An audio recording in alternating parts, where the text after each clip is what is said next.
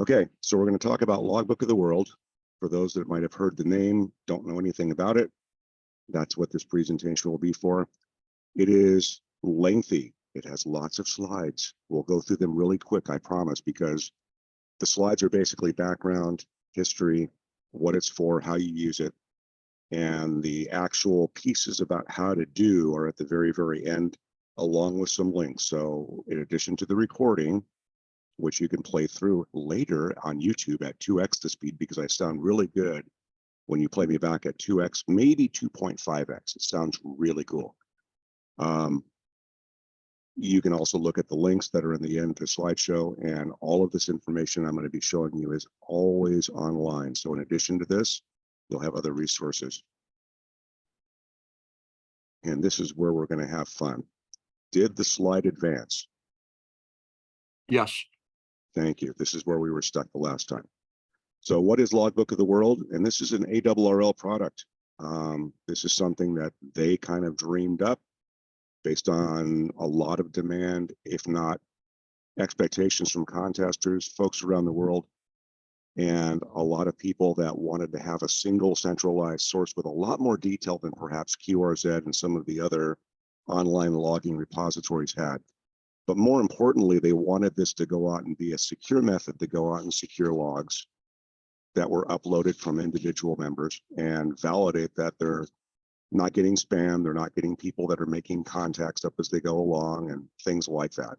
So they put together the system as a centralized repository. It's not just used in the US, it is used by folks all around the world.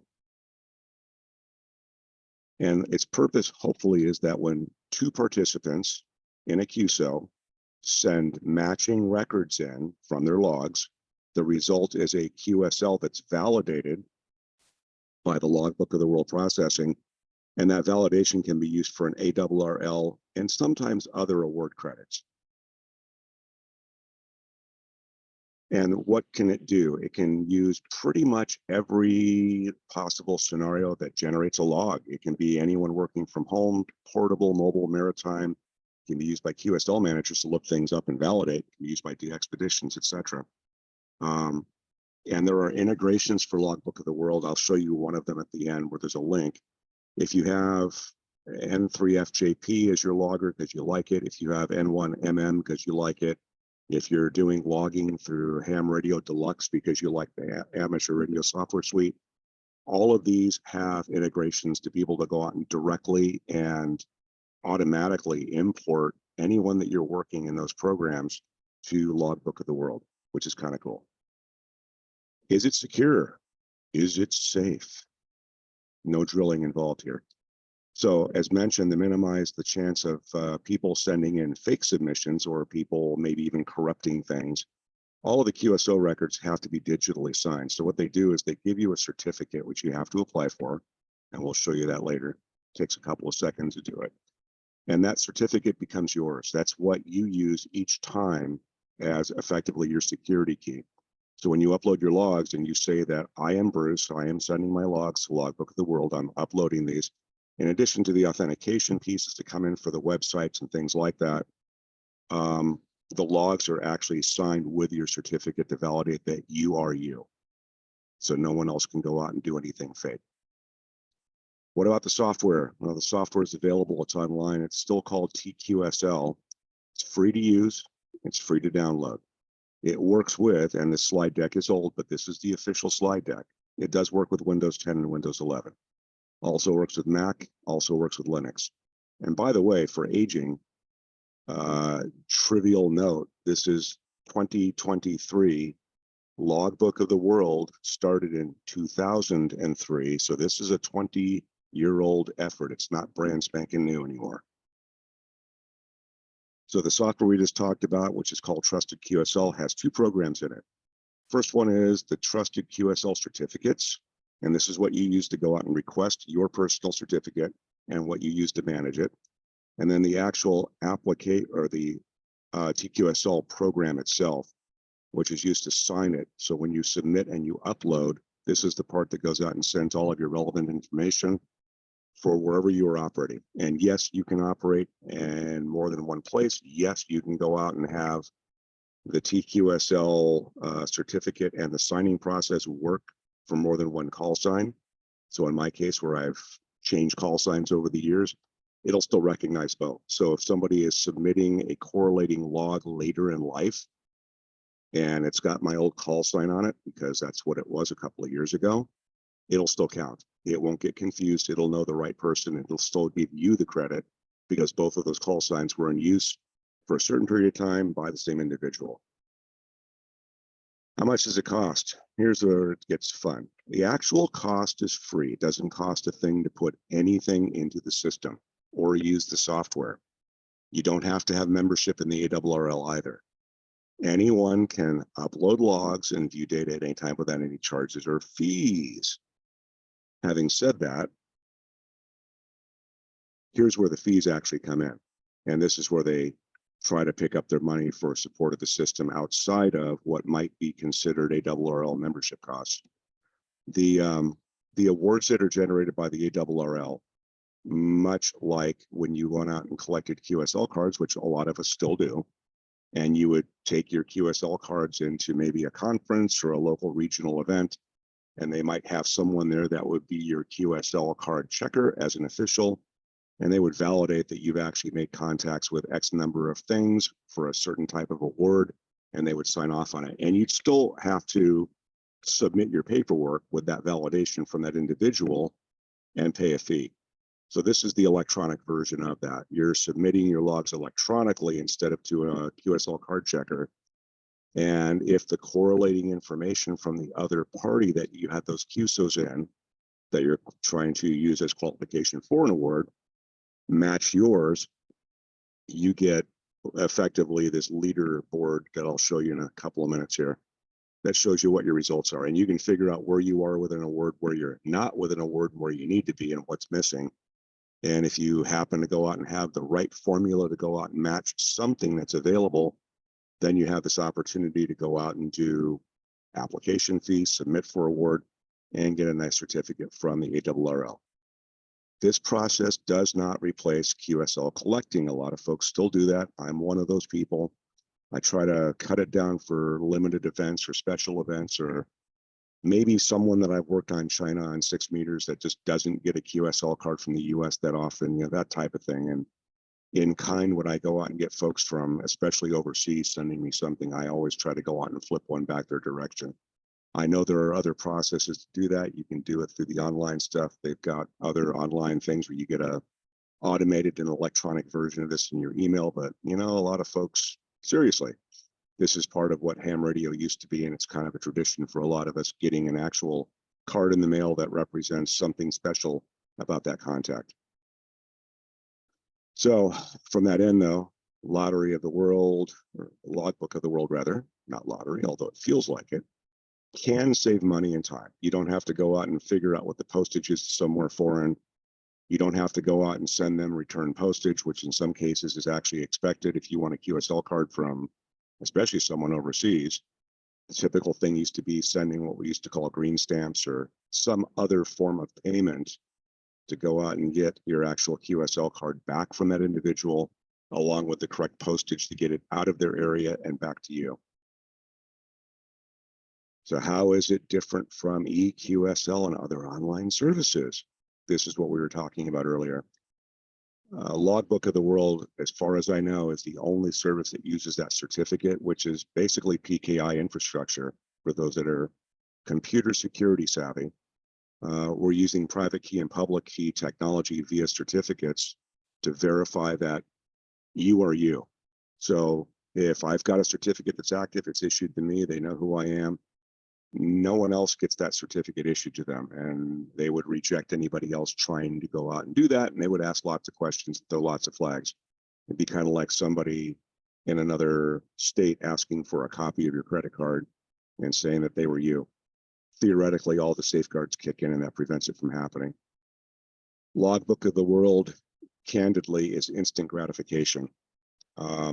Take that with a grain of salt and tongue in cheek, if you will, because if you're in the middle of a contest, that's a large global event, and a lot of people are all submitting their logs at the same time to Logbook of the World. There are times that it will work very slowly and appear to be broken.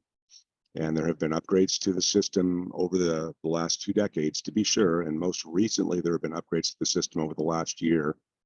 They believe that they've got some of the throughput and some of the volume handling addressed and taken care of.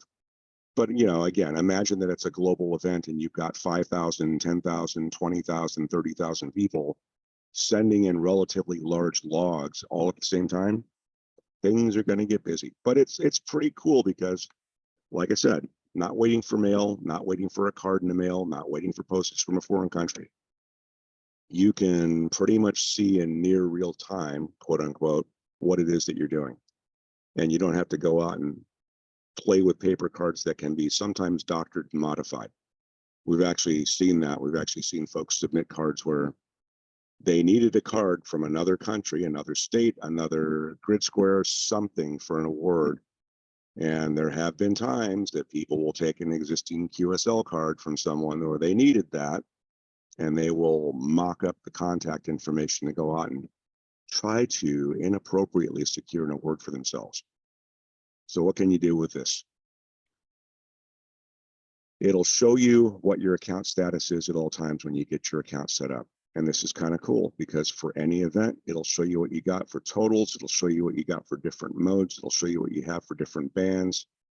And again, it's kind of cool because it'll actually show you when you've got potential for an award coming up as well.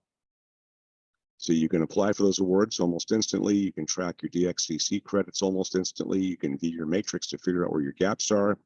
You can track your worked all states credits. You can search for QSOs and QSLs. So not a logbook really, but yeah, kind of is a logbook. You might be thinking, man, I think I worked this person 5 years ago, but I can't remember. The call sign sounds familiar. Much like looking at your own log that you might have online yourself, you can actually go into the system and search for a QSO to figure out when you might have worked that station previously and what those details were. When you're actually online in the menu, you can use these different tabs to go out and do those searches as mentioned. View your award accounts to find out how close or how far you are away.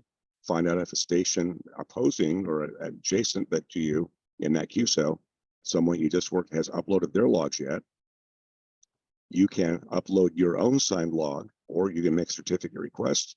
You can view your activity at all times. Again, certificates that are available, change your password, change any information that might be there. When you're in the awards section, you can track your DXCC credits, which is kind of cool. You can track your worked all states credits, as already mentioned, which is kind of cool. And what do all the columns mean? Let's go through it. So the award column shows you things that you are potentially working toward. And again, what your gap is going to be. The selected are the ones that Logbook of the World has pretty much penciled in for your particular award that you're looking at. What you've applied toward or what you're looking at are the ones that you've actually put an application in for. What you've actually been awarded after your applications have processed, and then what your currents are. So if you want to go out and keep tallies on what it is that you're doing, or you're competing with somebody else in a friendly or otherwise competitive manner, that's what that's all for. You can view your credit matrix pretty easily, as shown here. You can actually go out and get a full breakdown of what your credit looks like, and it'll give you all of this information in your breakdown so you can move from one part of the actual online system to this, which is effectively your detailed side. It'll show you what the actual prefix was for the area that you worked. It'll show you, and this is actually kind of interesting. For those that don't know, there have been awards issued and there have been credits given and there have been people with certificates that have gotten these awards for DXCC as an example, and the entity no longer exists. It's changed names. It's been merged with something else. It's been deleted in some cases. So there are actually locations out there that people have gotten credit for that no longer exist except in their award, which is an interesting place to be, and that still goes on today. You can do quick searches for your QSOs and most recently whether or not you've gotten data in or data out of the system. And you can go out and do your queries to see whether it's been confirmed by the opposing party or not. So again, you can get instant information about whether the other party submitted. If you're sending your logs up, most log programs that you have or use will generate what's called an ADIF file. Effectively, it's a big flat text file of your confirmed contacts. Remember that Logbook of the World is not supposed to be a backup or a replacement for your logging system that you currently have. It's not supposed to be. And I know people do use it for that, but LOTW and the ARRL doesn't want anybody to have a broken heart if that system crashes and burns someday and you all want to jump up and down and say everything I had was in that system. You know, just like being responsible for your other information that you might store online, you should have it somewhere else. And most people consider the online storage to be that backup, but it shouldn't be your only source of truth. So typical words of warning there. QSL detail Question? shows that it, sure. On the previous slide, Yeah. it said you can't download your entire log, but you can download pieces of it. You can look at things online. You can look at things online. I don't know that you can actually download anything in significance other than the report. And the reason why is, think about what I had mentioned earlier. If you've never used Logbook of the World, if you're submitting a log, you are one of many people that not only is online live with the system and doing something with it, but pulling things out of an active database that's churning when you've got hundreds, if not thousands of people either interacting automatically with it because your logs are being sent automatically, perhaps, or on a scheduled basis, or if you're coming out of one of those larger events and you're watching your screen on your computer as you're uploading the file, even if you've got 1,000 contacts, and you're uploading them to Logbook of the World, what I will call the drain, which is where you're uploading it and you're watching how many have been sent or how much percentage-wise has been sent. It's actually not something that happens like snapping your fingers. It has nothing to do with your internet speed or your dial-up speed or whether you're still on AOL or not. It has everything to do with how many people are grinding on the server architecture back end for Logbook of the World. So they don't want people uploading and downloading in full. That was kind of one of the things that they stopped doing in the very, very early days. It wasn't disabled or not allowed back in the older days, and people were doing it. So kind of a pain in the whatever when you got folks tying up the system when it's not really supposed to be used as a standalone in the cloud for free logging system, which I think is what they saw people using it as. Okay, thank you. And So is this you said it was online? Is this running as a website or in the application in your computer? It's both. It's running as a website for these pieces that you're looking at. Okay. So you can look at QSL detail or QSO detail rather, and whether or not it's been confirmed. You can break it down and you can see in this case where things aren't confirmed as opposed to there. So you can always reach out and ask somebody, hey, I made this contact with you and Bruce, I'm in Germany. I need you on 6 meters. And it doesn't look like you've uploaded my contact or your contact with me from Germany on 6 meters into Logbook of the World. Would you do that, please? And as funny as this may sound, some people are very anxious about this, and you will get emails like that. It does actually happen because people really need that grid square that they've never worked before. They might really need you as a state or a county or whatever it happens to be, depending on the award that they're looking at.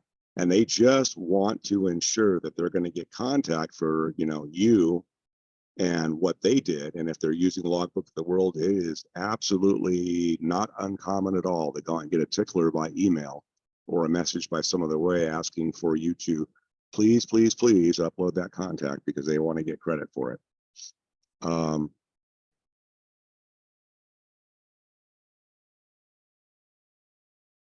So this is what a QSL card information would normally have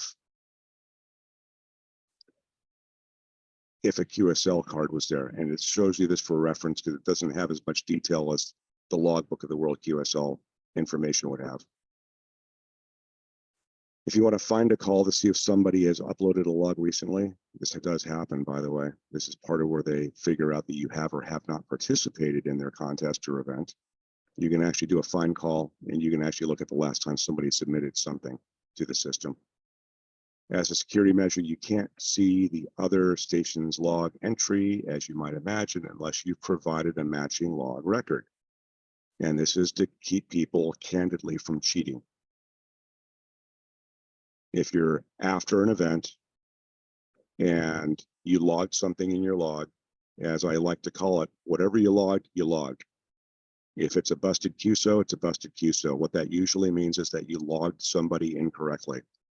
Either you got the call sign wrong, or you merged some letter sequence wrong or number sequence wrong, and you submit it, it's going to come back and not show you anything.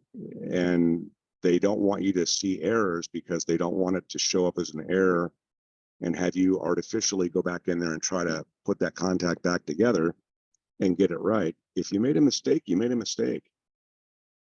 And you move on with life, and you lost that point potentially.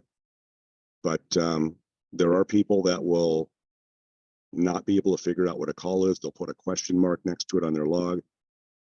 And then post-event, they will try to figure out, well, I think I got the grid square and I think I got the state. Let me go out and see if I can actually figure out who that call really belongs to. And they'll go back and try to fix the call. It's not what you're supposed to do.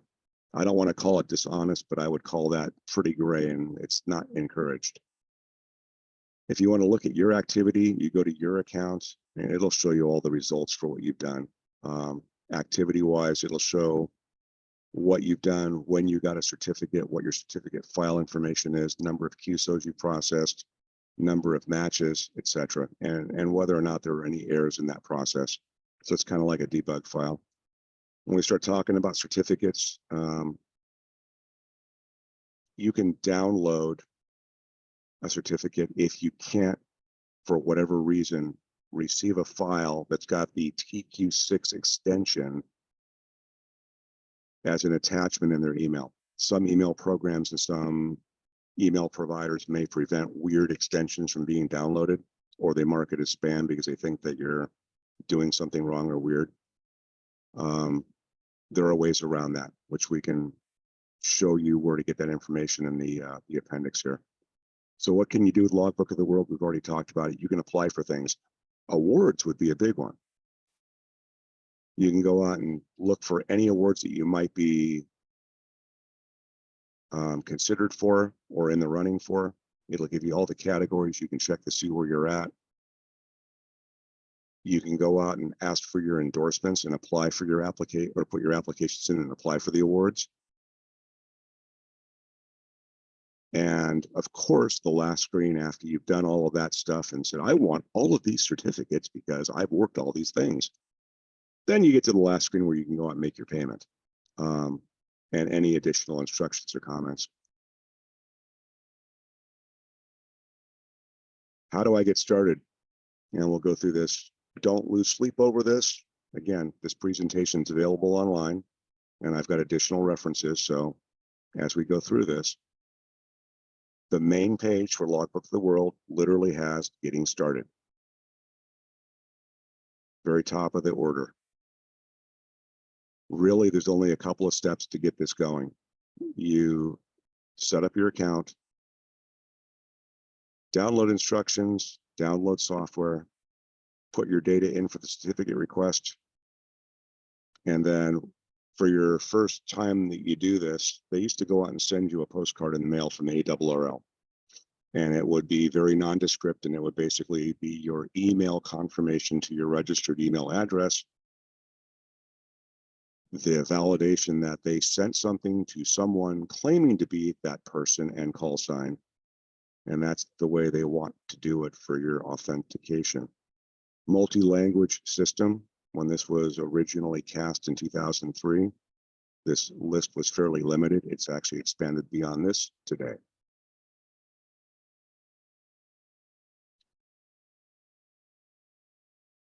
And again, all of these instructions are online. Download the software. Make your certificate request. You'll verify your location, and then you'll upload your certificate, make your station location. And then when you are ready, you digitally sign and upload your logs.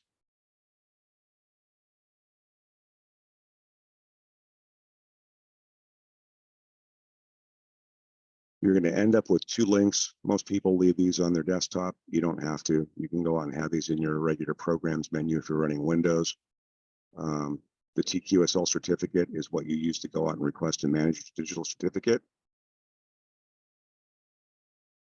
You pretty much use that once when you set up your stuff initially. And then you use TQSL itself as the upload program to send your logs to the LOW servers at ARRL. And then the web page is where you actually look at all the other information we've been showing you. So to request a certificate, when you open the program, new certificate request, your primary certificate will be unsigned. You should end up with something that looks like this with your call sign when you're done.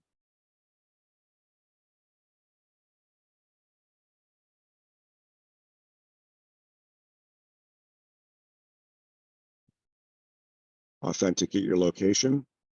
For all of us, we're all going to be in the US. That's important. And then once you've received your postcard in the mail,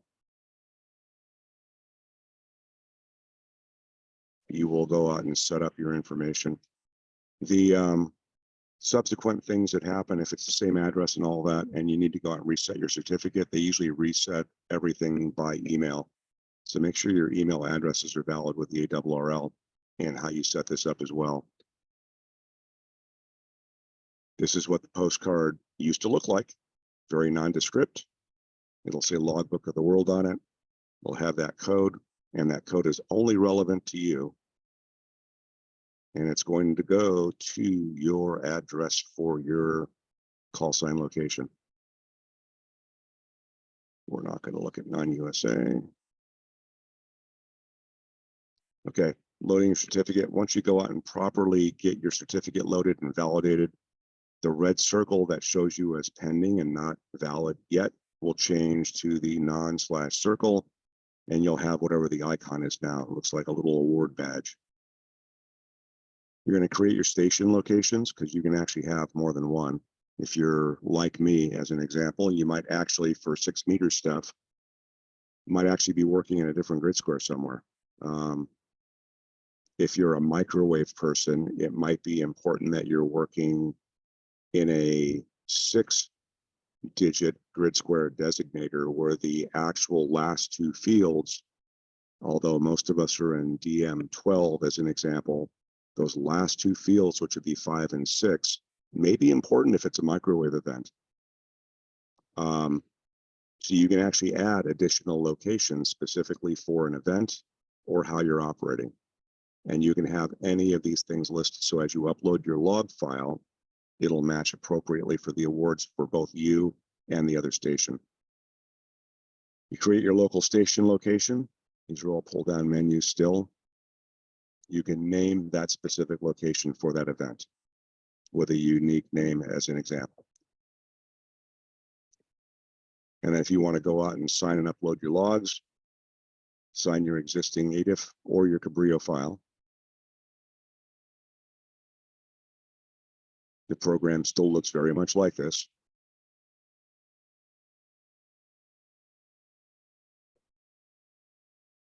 And when you've done your TQ8, it's basically, this is really the information that they're getting. If you look at the little sticker that they put on there, this is really what you've done. You've effectively given all of this information to someone that's got the matching reciprocal information for that contact. And both parties are using a trusted certificate to do the upload. So there isn't any meddling that should be possible or any other third-party interference or problems, challenges security-wise.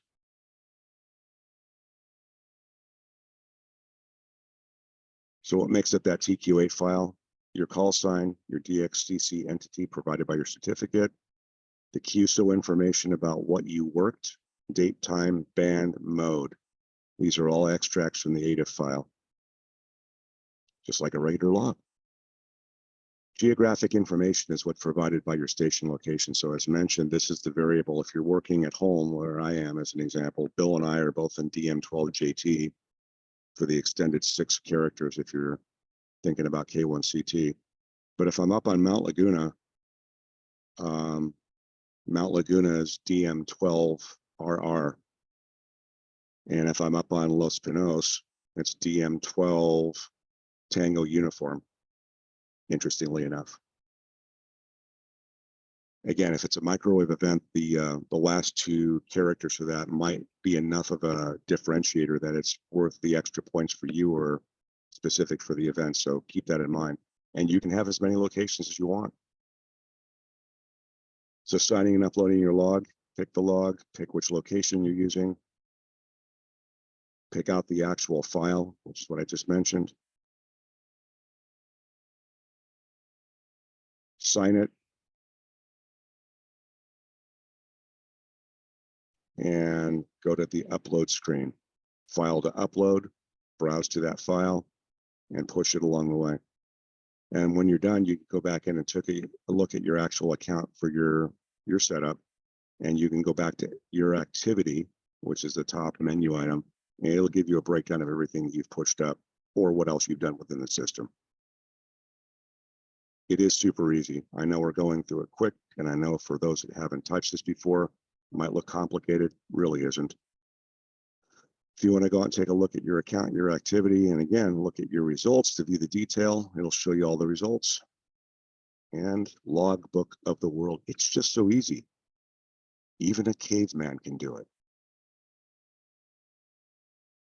And last slide. So the first link that's on here is a third-party link. And this gentleman is one of the folks that puts together a super, super good PDF new user guide. In this case, it's for Logbook of the World. There's a couple of other folks that have really good user guides for other things on the digital modes, but this first one is really super good.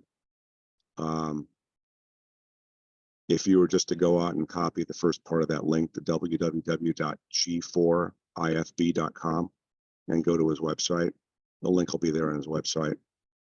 It's super easy for those that like to go out and look at a PDF to do it rather than an online piece. As mentioned, if you're a user of N3FJP, which seems to be pretty popular, there's information here on specifically how to go out and integrate N3FJP directly with Logbook of the World, so it's an automatic function. Once you set it up, you don't have to go back into any of the stuff. And because the log program, N3FJP, is doing the push and the upload, it takes a lot of the work that I just showed you that were manual steps, where you'd be in your log application, you'd be generating your log after you're ready to generate your log, and then have to go out and use the certificate signing piece to go out and do it all manually.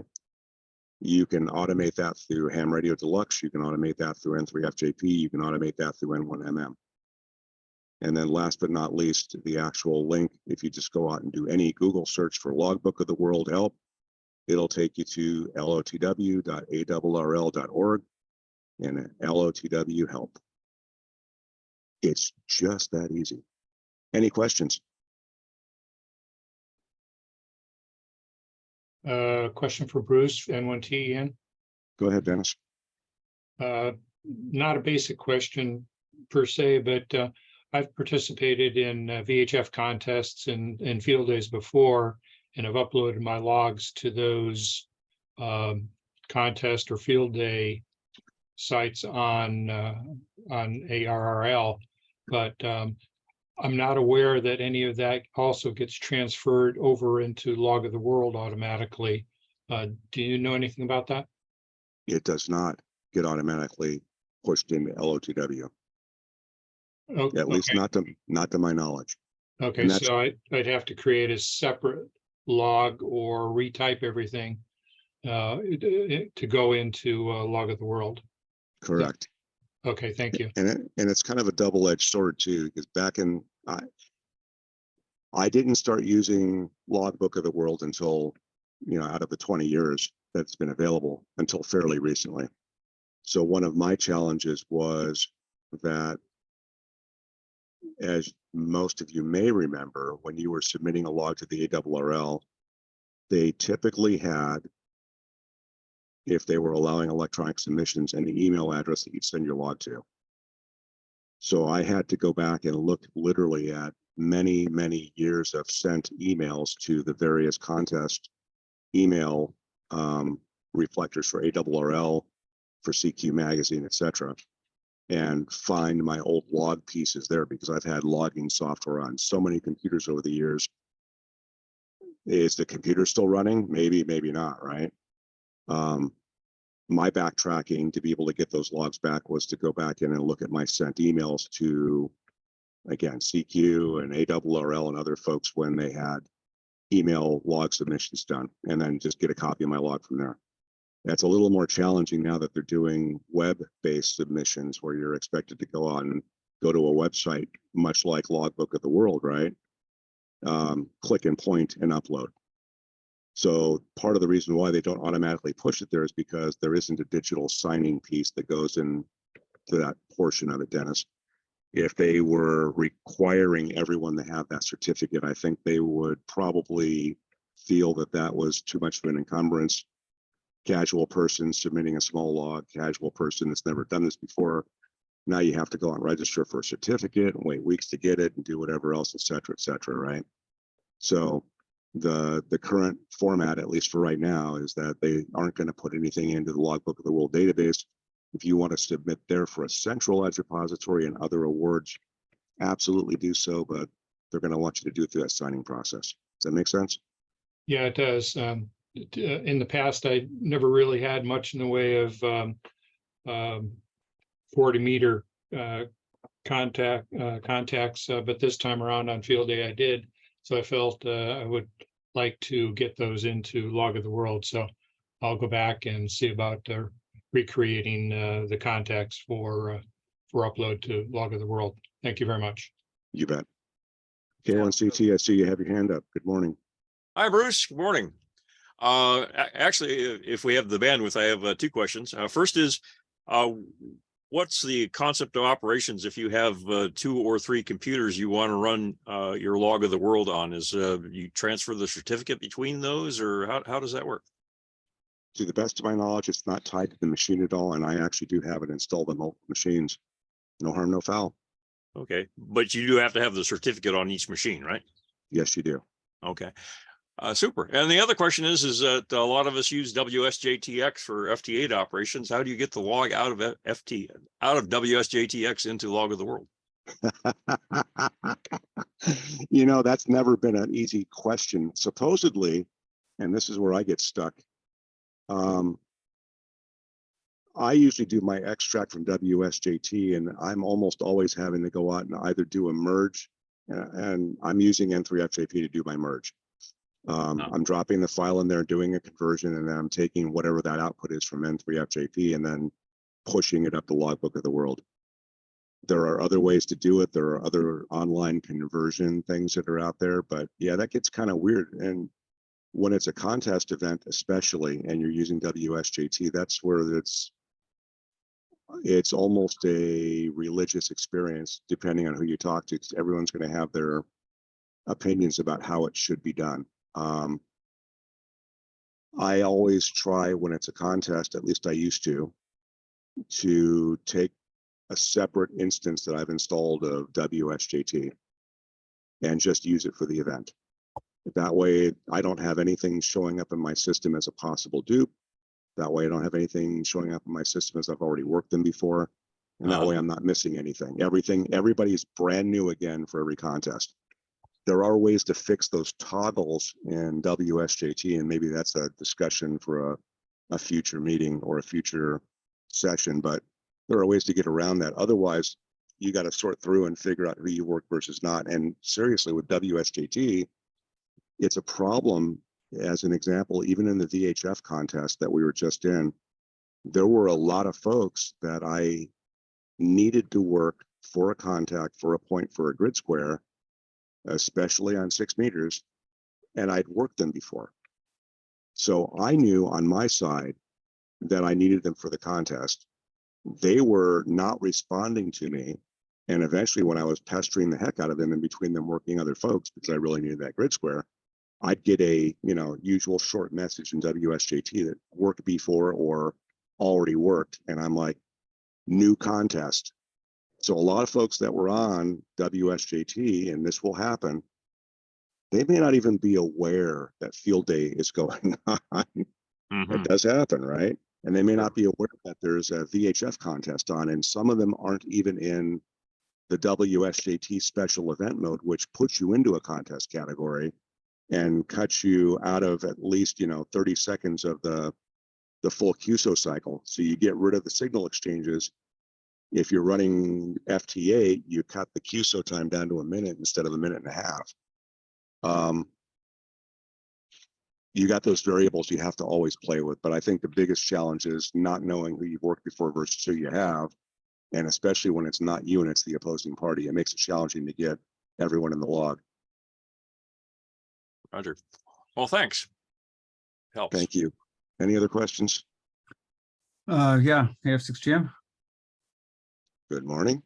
Good morning. So, for what it's worth, on the WSJT thing, I use a Mac logger called Rumlog. It's by a German fellow, DL2RUM, I think. And every time I get a QSO complete in WSJT, it actually pushes it to the Rumlogger over some broadcast socket thing. And that work, I know N1MM, and I'm pretty sure N3FJP will do that. So I haven't ever had to delve into the WSJT log itself for what that's worth. I don't know if that helps anybody. It might. No, that's true. And that's a good point to make. You can actually integrate WSJT with other logging programs. You can even integrate JT Alert with some of that as well.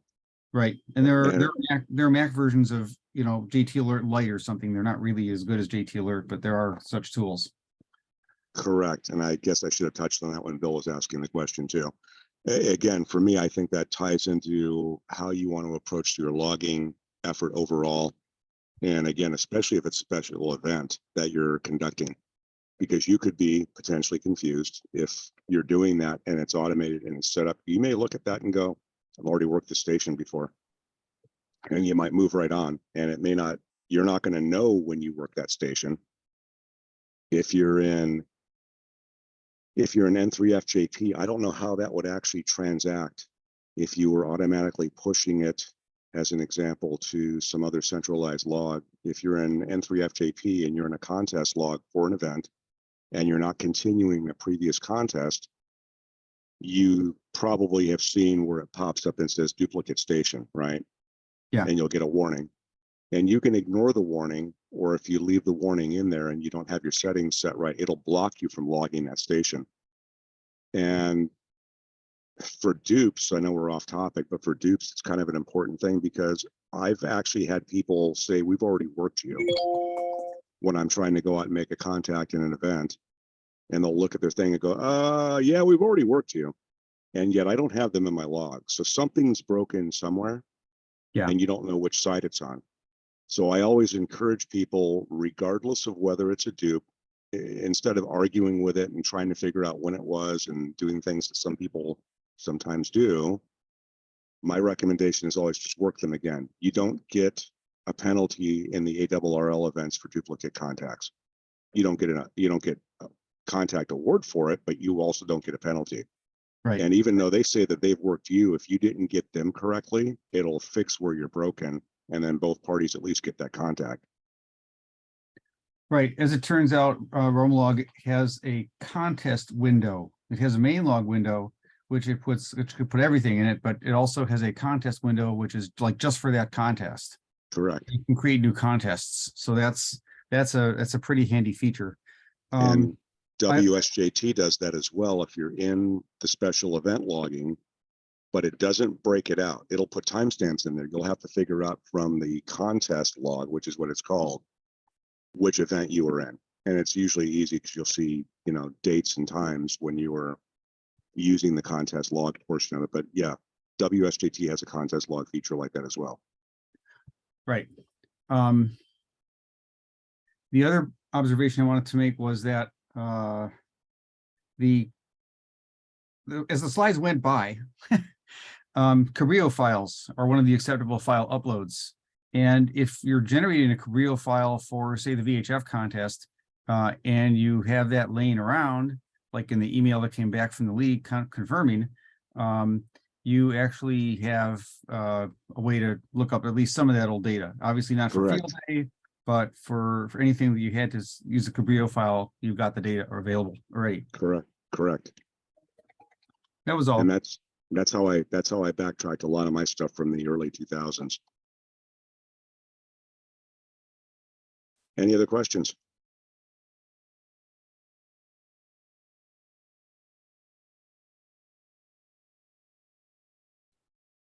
All right, hearing none, seeing none. Closing comments or any other folks wanting to discuss any other quick items before we wrap up and close today?